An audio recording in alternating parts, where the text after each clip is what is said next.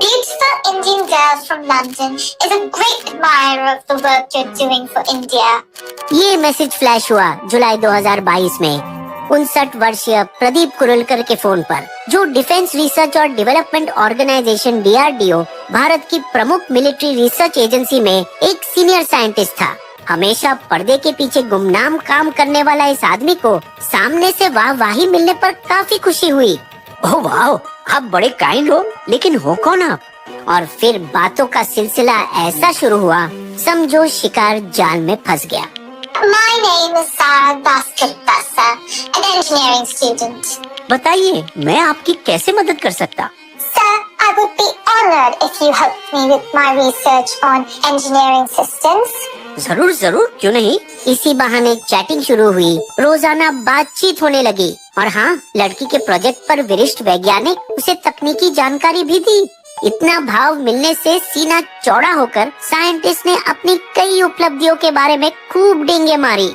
मैं गिनती भूल चुका हूँ कि मैंने कितने मिसाइलें बनाई पिछले 3 दशकों में। अग्नि, आकाश, ब्रह्मोस, पृथ्वी डिफेंस व्हीकल।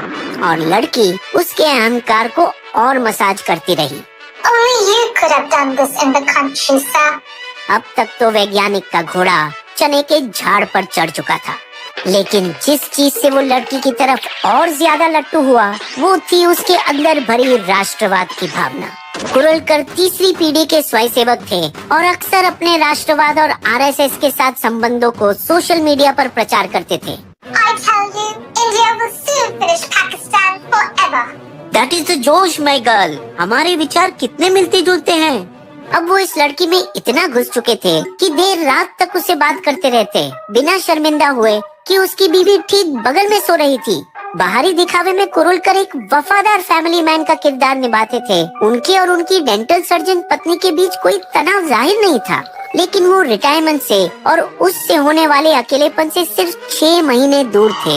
और ऐसे दृश्य में ये जवान लड़की खुशहाली लेकर आई और उसके जिंदगी में गुल खिला दी।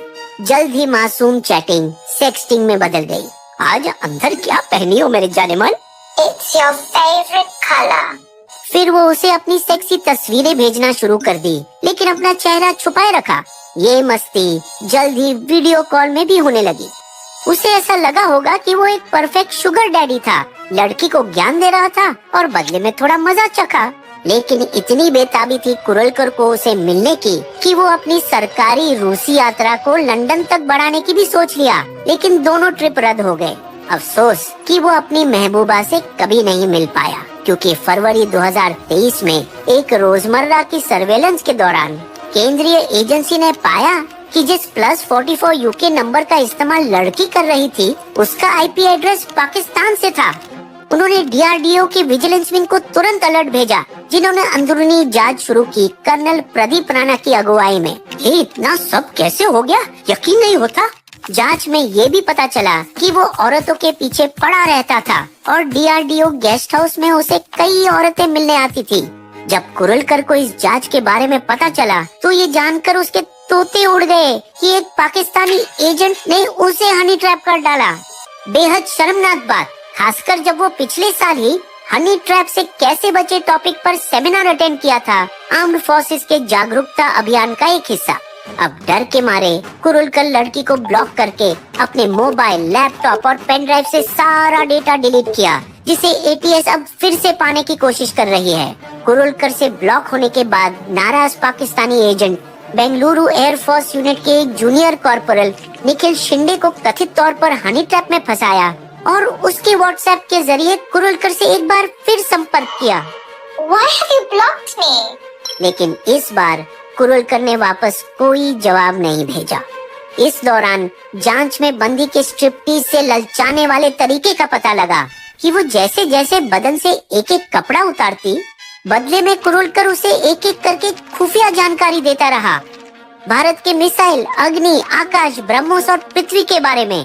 खास ब्रह्मोस के बाद से पाकिस्तानी जासूस हनी ट्रैप में अफसरों और डिप्लोमेट्स को फंसाने की कोशिश और बढ़ा दी। हालांकि जो मामले सामने आए वो ज्यादातर छोटे मोटे शिकार के थे। उनका पिछला सबसे बड़ा शिकार था 2018 में, जब निशांत अग्रवाल को हनी ट्रैप किया गया। ब्रह्मोस पर काम के लिए अवार्ड जीतने वाले एक साइंटिस्ट और इस्लामाबाद में तैयार उनके जाल में एक बहुत ही बड़ी मछली फंसी।